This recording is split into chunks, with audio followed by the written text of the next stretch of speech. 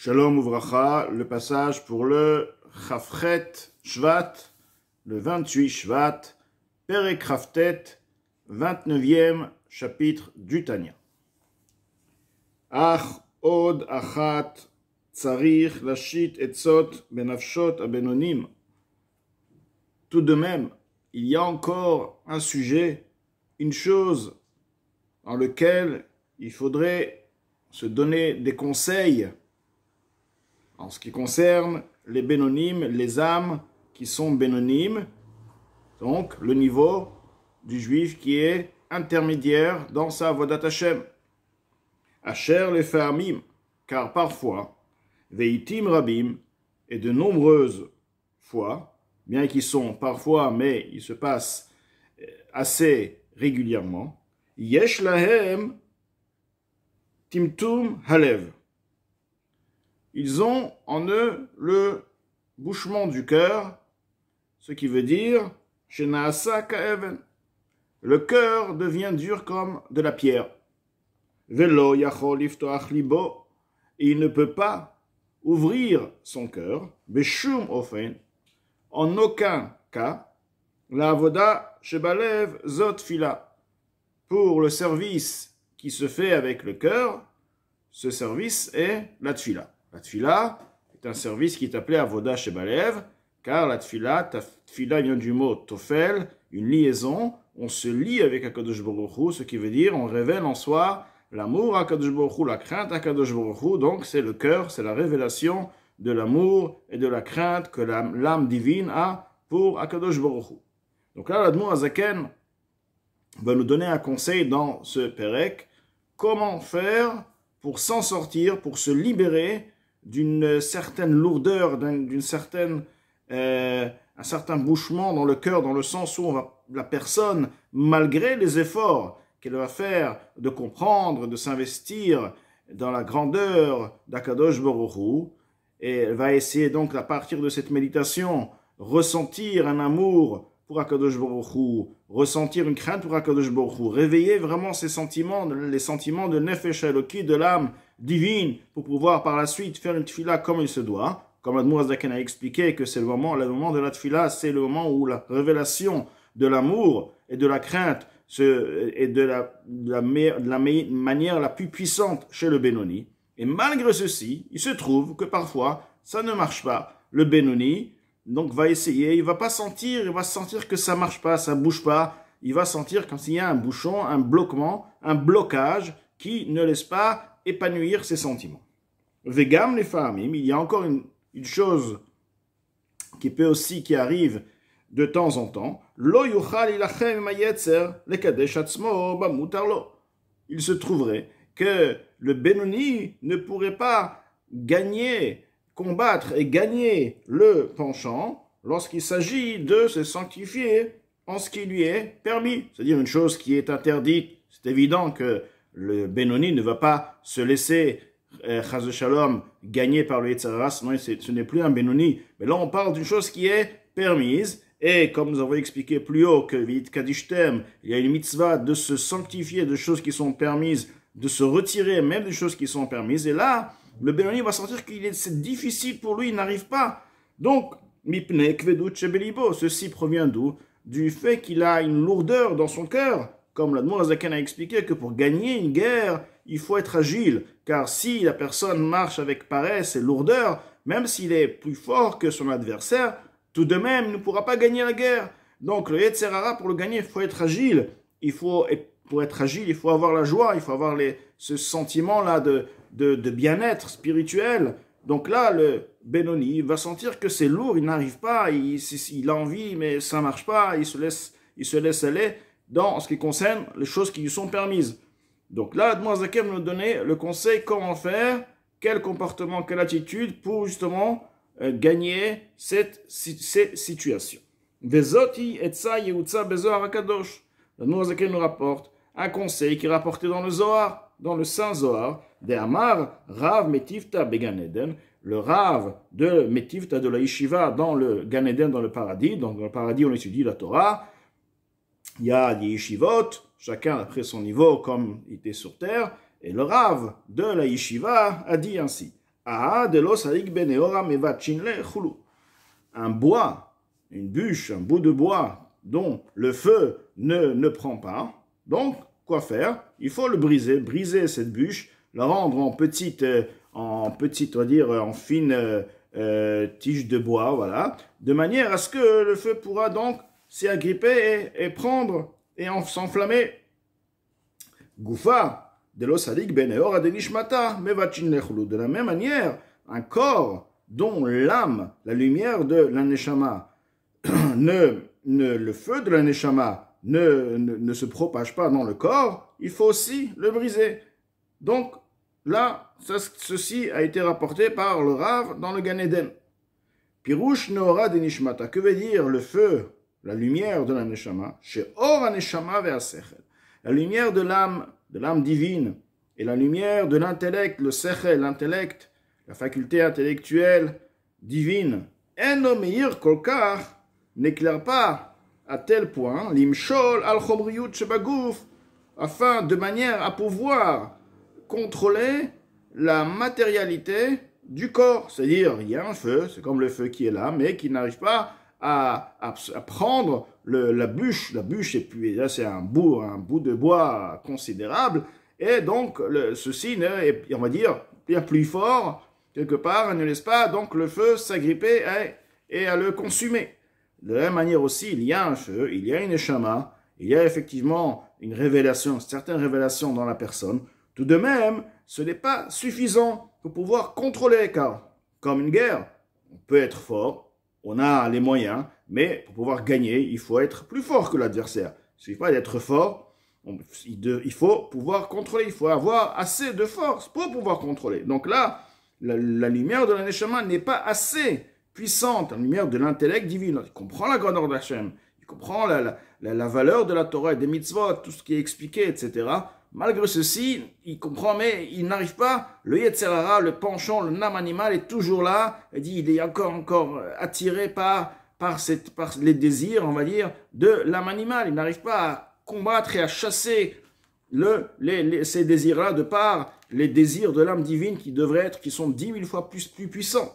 Donc, et bien qu'effectivement la personne comprend, une personne qui étudie, on parle d'une personne qui est dans l'étude, dans la méditation, et il contemple dans son intellect, Bigdulat Hashem, dans la grandeur d'Akadosh Baruch Hu, il travaille sur soi. Ceci ne s'agrippe pas, ceci ne s'attache pas dans son cerveau, kolkar, à tel point, sheyuchal, imshol, al-chomriyut, halev, afin de manière à pouvoir contrôler la matérialité du cœur. Mechamat, chomriyutan vegasutan. Et la raison est du fait de leur grossièreté et de leur matérialité. Ce qui veut dire, le cœur de la personne, c'est quoi? C'est les sentiments, c'est les désirs. Donc la personne est encore, on va dire, bien plongée dans les sujets du monde, et les sujets spirituels, bien qu'ils soient effectivement très intéressants et très vrais, etc., n'arrivent pas à surmonter les désirs, et il est encore un peu tenté, donc il est entre les deux, il n'arrive pas à chasser totalement. Pourquoi? Parce que le fait de cette grossièreté, l'âme animale, la grossièreté de l'âme animale, de ses facultés intellectuelles, de ses facultés émotionnelles, donc qui sont là et qui empêchent. Vers Siba, et la raison, après tout, bon, comprendre Akadosh Baruch Hu, comment on peut comparer à Akadosh Baruch Hu, la grandeur d'Akadosh Baruch Hu, celui qui médite vraiment tout ce qui est expliqué dans la Chassidoute. Ceci devrait, de manière facile, repousser les désirs de ce monde. Donc, quelle est la raison, effectivement? Vasibahi, la raison est Gasut HaKlipa. La grossièreté de la Klipa, chez Magbia Atzma, qui s'élève, al or Kedushat Nefesh Haelokit. Les forces, si on veut, de l'impureté, qui s'appellent les corses, qui sont la source du Nefesh Abahamit. L'âme animale provient de Klipat Noga. Donc sa source, c'est quoi Klipat Noga? Maintenant, la source, en effet, c'est quoi? Elle a une certaine grossièreté, elle s'élève par-dessus la lumière de la sainteté de l'âme divine, ou masteret, ou marchecha, ora. Elle cache, elle obscurcit sa lumière.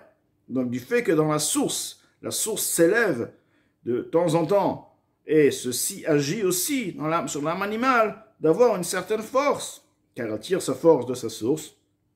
À partir de là, l'âme animale ne comprend pas pourquoi, mais la personne est quelque part bloquée, n'arrive pas à révéler ses sentiments.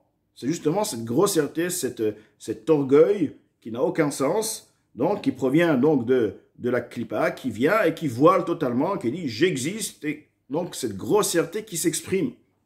Mais l'azot, et c'est pourquoi tsarir levatcha, il faut la briser comme le rave de la yeshiva du Gan Eden, il dit il faut donc briser la bûche de bois, il faut briser le corps. Il n'y a pas à traiter, il faut tout d'abord briser. Ou la shpila la afar. Et la rabaisser à la poussière. Que veut dire briser et rabaisser à la poussière? Des haïnou, ceci veut dire likvoa itim, de fixer des moments, car toute chose a besoin d'être faite convenablement, donc il faut vraiment s'organiser, faire un rendez-vous si on veut. Les hashpilatzmo, dans ce rendez-vous, il prend un temps, il se met quelque part dans un endroit calme, et là, il donc va devoir méditer sur le rabaissement, se rabaisser soi-même, liotniv zeben avnimas, de se regarder, de se voir, dire qui je suis, d'être à ses yeux méprisé, d'être dégoûté à ses yeux. Kakatou, comme il est écrit dans le verset, velev nishbar, et le cœur brisé, ruach nishbara, et c'est l'esprit brisé. Lorsque le cœur est brisé, en effet, tu brises l'esprit. L'esprit qui a endurci le cœur. Cet esprit-là, c'est en effet celui qui se brise. Hi sitra achara, cet esprit qui est donc l'âme animale, c'est sitra achara, c'est l'autre côté. Shehi adamatzmo babenonim. C'est elle-même l'homme, c'est-à-dire l'être humain. Lorsqu'on dit chez les benonim, chez les intermédiaires, chez nefesh achionit amechaya agouf, l'âme vitale qui fait vivre le corps, hi betokfa ketoldata, elle est dans sa puissance, comme dans son origine, Bélibo dans son cœur, Nimtsa il se trouve, Hihi Adamatzmo, c'est elle-même qui est l'être humain, c'est-à-dire l'homme c'est quoi, la personne c'est quoi? La personne ça en fait, c'est ses sentiments, c'est ses facultés intellectuelles, ce qui comprend, ce qui connaît. Maintenant, du fait que la personne est liée au sujet matériel, ses connaissances, les sentiments sont liés à un monde matériel. Donc, en effet, lui, il est quoi? Il a en fait tout ce qui est lié au matériel. Ce qui t'amène à la réalisation, à la compréhension du matériel et au sentiment des choses matérielles, c'est pas l'âme divine. L'âme divine, les choses matérielles ne l'intéressent pas, n'ont aucune valeur. L'âme divine ressent la grandeur d'Akadosh Baruch Hu. Donc, ceci provient de l'âme animale. Donc, il se trouve que puisque la personne vit dans une vie de matière, et en fait, il est plongé, c'est ses repères, ce qu'il comprend, ce qu'il sent, c'est tout ce qui est lié au sujet matériel. Donc, à partir de là, il se trouve que la personne elle-même, c'est en fait l'âme animale. Et lorsque la personne donc va briser sa personne, c'est pas qu'il va aller briser l'âme animale qui se trouve quelque part dans son cœur. Il va se briser lui-même, parce que lui-même, c'est l'âme, son âme, en fait, qui s'exprime et qui est là, qui est révélée avec lequel il vit, c'est l'âme animale. Donc, il va briser son âme animale.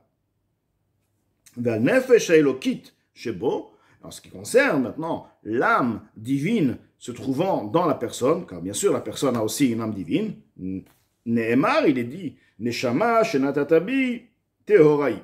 L'âme que tu as mis en moi est pure. Tehorai, shenatatabi, que tu as mis en moi. Que veut dire en moi? Pas dire dans le corps. Le moi, c'est pas le corps. Le corps, c'est de la chair. En moi veut dire dans ma personne. Bi daika en moi, précisément, ce que veut dire Miklal chez Adam, Atzmo eneno aneshama teora. Ce qui veut dire de là que la personne lui-même n'est pas l'âme divine. L'homme est quoi? C'est l'âme animale, c'est uniquement qui imba tzadikim, c'est seulement chez les tzadikim, chez Bahem, chez les tzadikim, ou la FR, effectivement, c'est le contraire. Chez les Shama, Teora, l'âme divine, l'âme pure, chez Nefesh Elokit. Donc, l'âme pure, ceci est l'âme divine, qui est appelée l'âme divine, ou Adam. C'est en effet la personne, parce que les tzadikim vivent que par la émouna, leur vie c'est la émouna, la foi en Hachem, l'amour d'Hachem, la crainte d'Hachem. Donc, leur vie, c'est quoi? Ils vivent, ils pensent à quoi? Ils sont uniquement dans ce domaine-là. Donc, en fait, leur vie, c'est l'âme l'âme divine, parce que c'est l'âme divine qui engendre ces pensées, ces sentiments-là. Donc il se trouve que chez les tzadikim, effectivement, leur personne, ce que dit la personne, c'est effectivement l'âme divine. Vegoufam, et leur corps physique, nikra bessar adam, la chair de l'homme. Donc le adam, c'est l'âme divine, et bassar, c'est la chair de l'âme divine. Alors qu'à l'opposé, chez les bénonymes, eux, ils sont, lorsqu'on dit un bénoni, ça veut dire la personne du bénoni, c'est l'âme animale. Dans l'âme animale, chez Natatabi, dans l'âme animale se trouve le nefesh elokit, une situation de, effectivement, d'exil, de galout. Uchmamar, il est la zaken et talmidav, comme les paroles de Yel Azaken à ses disciples, Shaya olech lechol, lorsqu'il allait manger, Aya Omer, il disait ainsi, Sheolech ligmol chesed, il va maintenant réaliser une bonne action, une bonne chose, une charité. Im haluva ve'aniya, avec la méprisée, la mendiante. Hu gufo, c'est son corps. Le corps, c'est le méprisé, c'est la chair, c'est la mendiante, il demande à manger, il a besoin de manger, il a besoin de boire, il a besoin de dormir, il a besoin... Voilà. Bon, il n'a pas le choix, il faut lui donner ses besoins. Car le corps était considéré chez l'Azaken comme un étranger, donc il parlait de son corps comme s'il parlait de quelque chose qui n'est pas lié à lui. En fait, il n'était pas lié à lui. Lui, en fait, il était quoi? Lui, il était l'âme divine. Velachen, c'est pourquoi Amar il disait, il va maintenant rendre un service, une charité avec son corps. Bema shema achilo, par le fait qu'il va lui donner à manger.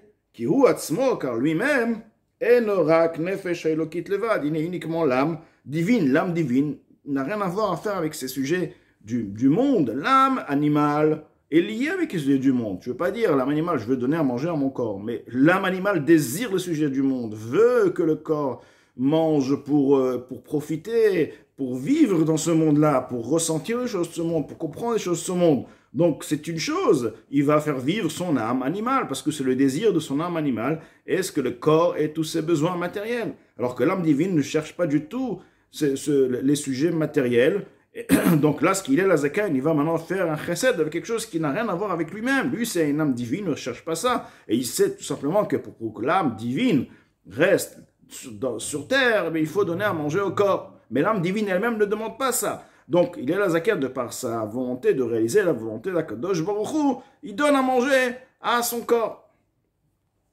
Ki levada mechaya gufo. En effet, celui qui fait vivre son corps, alors le corps vit, le corps existe, mais il a besoin de vivre, il y a une vie qui est unifiée dans le corps, c'est chez les tzadikim, il a la zaken, c'est l'âme divine, ou bessaro. Et donc, gufo, psoro, son corps et sa chair, shahara, shaya benefesh achiyunit, car effectivement, le mal qui était auparavant, se trouvant dans l'âme vitale, Ameloubesh et Bedamo, celle qui est investie dans le sang de la personne, Uvsao et dans sa chair, Nitapech Letov, s'est transformé en bien. Vinichlal Bigdushat Nefesh Elokit, et c'est unifié, c'est inclus dans la sainteté de l'âme divine, Mamash réellement, Batzadikim chez les Tzadikim. Car avant de devenir tzadik, il l'Azaken devait travailler sur soi. Car même un tzadik, effectivement, il a le potentiel, on lui donne la force de devenir un tzadik, mais il a besoin pour ceci de travailler. Donc avant qu'il soit tzadik, il était bénoni. Donc lorsqu'il était bénoni, il avait en soi, effectivement, les facultés, les désirs de l'âme animale. Il a donc maintenant transformé par son travail l'âme animale. Il a éliminé les désirs et tous les sujets, tout le mal qui se trouvait dans l'âme animale. À partir de là, l'âme animale devient maintenant appelée l'âme vitale parce qu'elle n'a plus le côté animal, le côté de ce monde-là, les désirs de ce monde qui sont bas en effet. Elle s'appelle donc l'âme vitale, car maintenant sa mission en fait est pour faire vivre vital, faire vivre le corps. Et elle s'unifie avec l'âme divine qui a en elle les facultés intellectuelles. L'âme animale n'a plus de facultés quelque part. L'âme animale, ses facultés ont été donc enlevées, ont été chassées totalement par les tzadikim. Maintenant, les facultés, c'est l'âme divine. L'âme animale rejoint maintenant, l'âme vitale rejoint maintenant l'âme divine. et donc lui donne beaucoup plus de kochot, comme il est écrit que Nefesh Achiyunit, Verav Tvot Bekoach Shor, renforce justement la Avodat Hashem, et c'est pourquoi chez les tzadikim, leur corps est appelé Bessar Adam, la chair de l'homme, car en effet, leur personne est uniquement Nefesh Elokit, uniquement l'âme divine.